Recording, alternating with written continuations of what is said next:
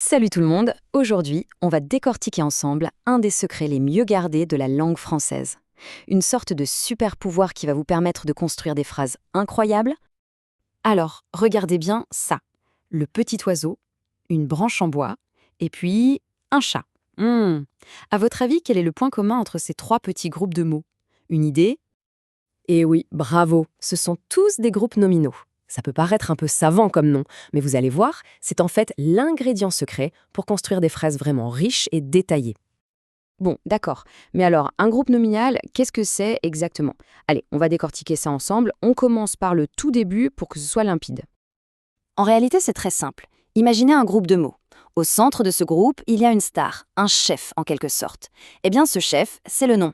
Tous les autres mots du groupe sont là pour l'accompagner et donner des informations sur lui. Pour construire le groupe nominal le plus simple possible, il nous faut juste deux briques de construction.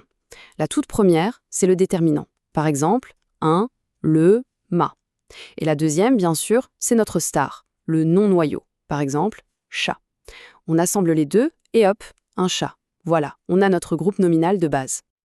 Ok, on a notre base, mais avouons-le, c'est un peu simple.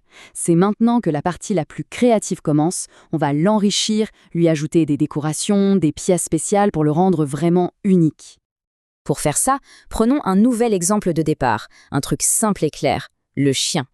On peut tout de suite lui ajouter un adjectif. Ça donne une information en plus. Par exemple, le gentil chien. Ah, c'est déjà plus précis. On commence à imaginer ce chien.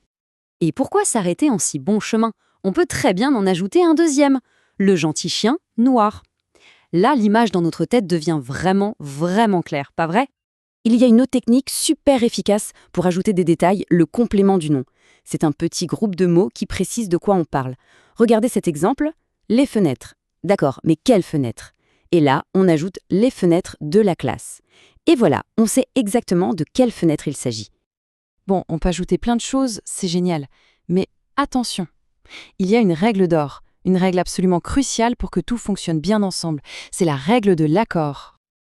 Observez bien, si notre non-noyau, notre chef, c'est un chapeau qui est masculin singulier, alors tous les adjectifs doivent être au masculin singulier, un grand chapeau noir.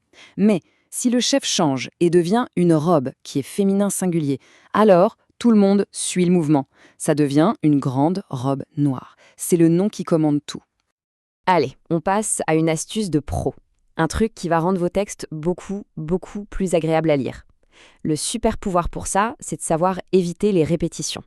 Écoutez un peu ce petit texte. Dans un cirque, il y avait un vieux clown. Plus personne ne trouvait le vieux clown drôle. Alors le directeur mit le vieux clown à la porte. On est d'accord, entendre le vieux clown 3 fois de suite, c'est un peu lourd, non?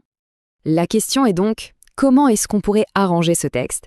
Comment on pourrait rendre l'histoire plus fluide et aider ce pauvre clown? La solution magique, c'est le pronom personnel.